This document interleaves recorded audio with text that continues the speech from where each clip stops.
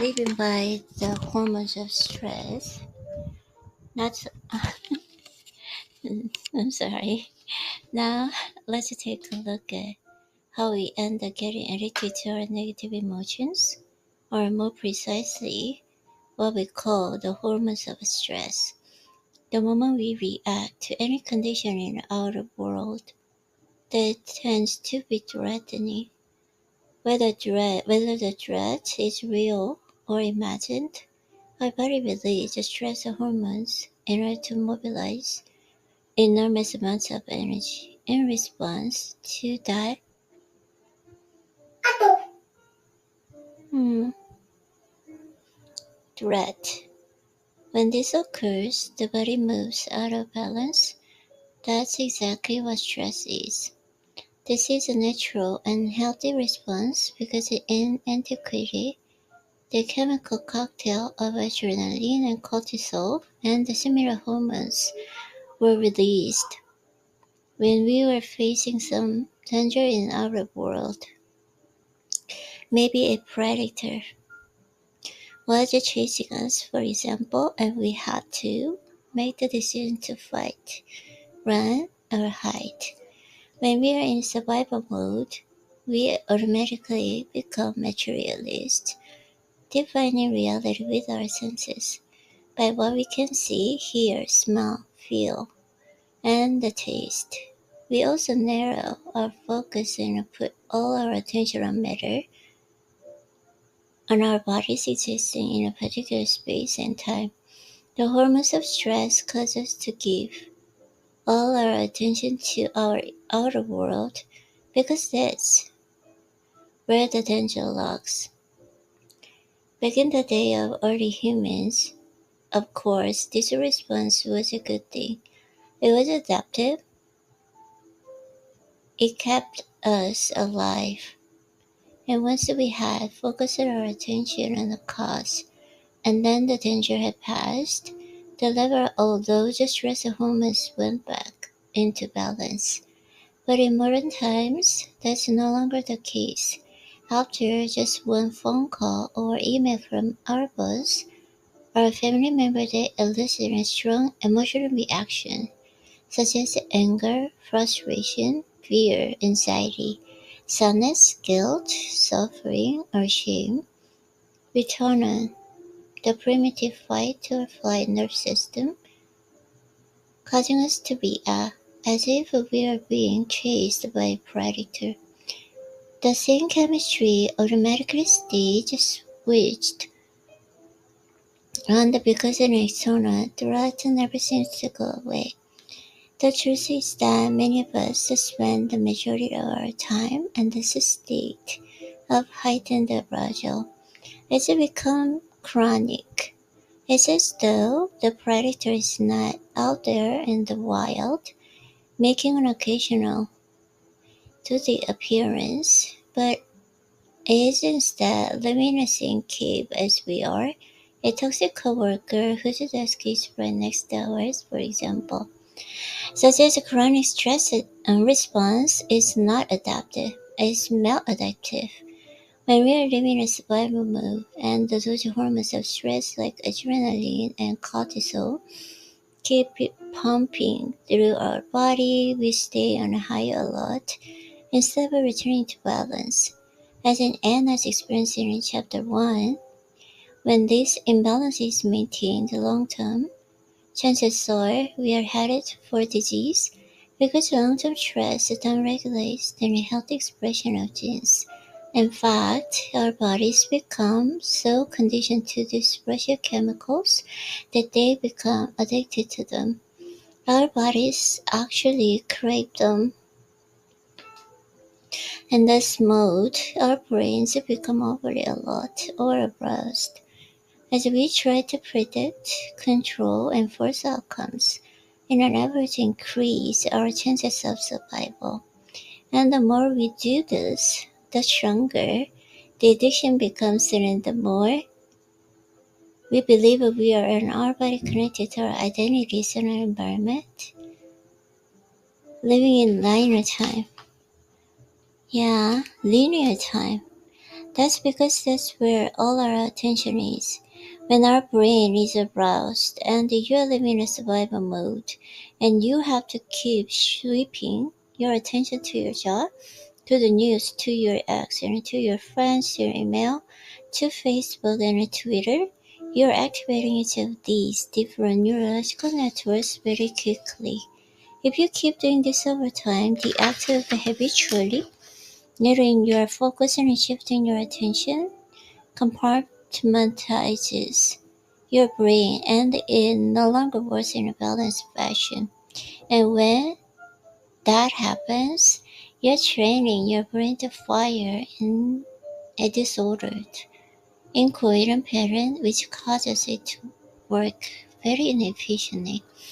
For each out-of-world person or thing or place you're experiencing in your life that is unknown, you have an emotion connected to it because emotions, which are energy emotion, are the chemical residual experiences.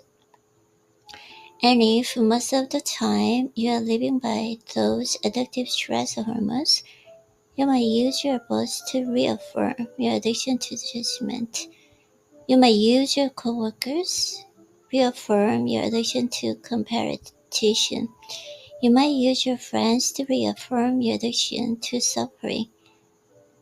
You might use your enemies to reaffirm your addiction to hatred, your parents to reaffirm your addiction to guilt, your Facebook feed and reaffirm your addiction to insecurity. The news to reaffirm your addiction to anger, your ex to reaffirm your addiction to resentment, and your relationship with money to reaffirm your addiction to lack. This means your emotions, your energy, are commingled, even bonded, with every person, place, or thing you experience it in your known familiar reality, and that means there is no energy available for you to create a new job, a new relationship, a new financial decision, a new life, or even a newly healed body. Let me say it another way. If how you think and how you feel determines the frequency and the information you are emitting in your energy field, which has a significant effect on your life, and if all your attention and also all your energy is tied up in your outer world of people, objects, things, places, and time, there is no energy left in your inner world of thoughts and feelings. Therefore, the stronger the emotion you're addicted to, the more you will place in your attention on that person, object, place, or circumstances in your outer world, giving away most of your creative energy and causing you to feel and think equal everything you know. It becomes difficult to think and feel in any new ways and when you're addicted to your outer world.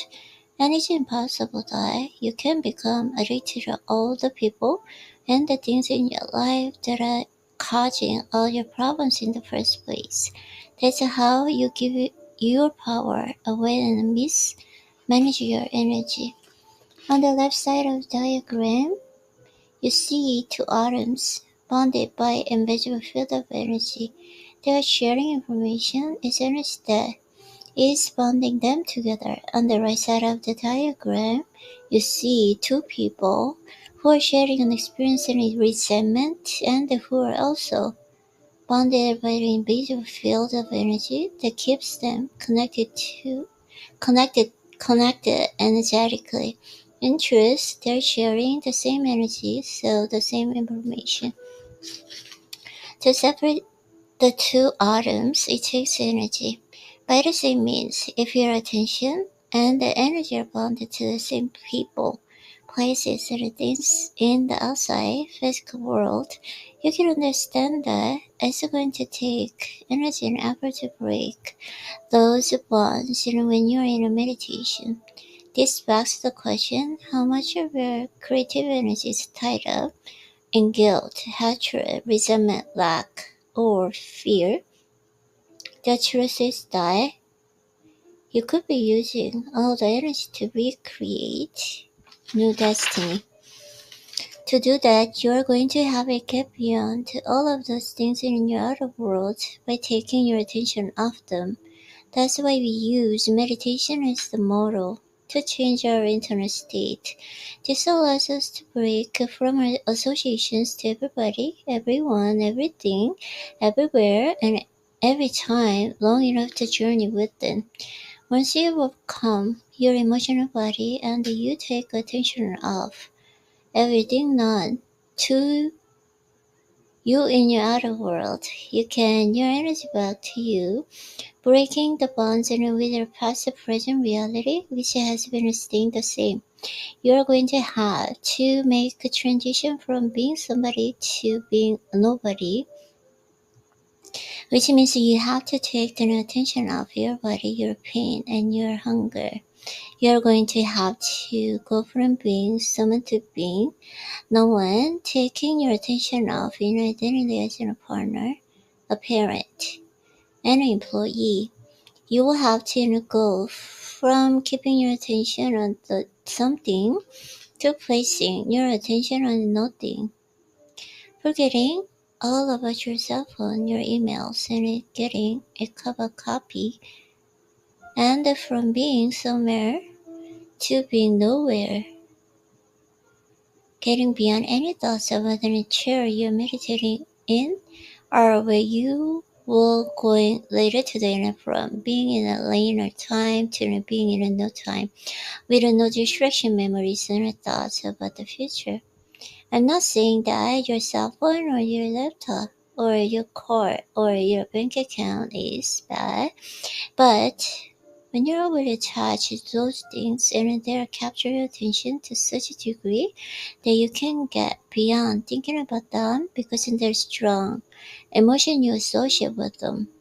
Those positions own you. And then you can create something new. The only way to do that is to learn to call all of the fractured energy back. So you can overcome the emotion of survival that you have become addicted to and that keep all your energy bound to your past and present reality. Once you take your attention off all those exterior elements, you start to weaken your energetic and emotional bonds with those things, and you finally begin to free up enough available energy to create a new future. That's going to require you to become aware where you've been unconsciously placing your attention and like separating the two atoms. It's also going to take some energy to consciously break those bonds.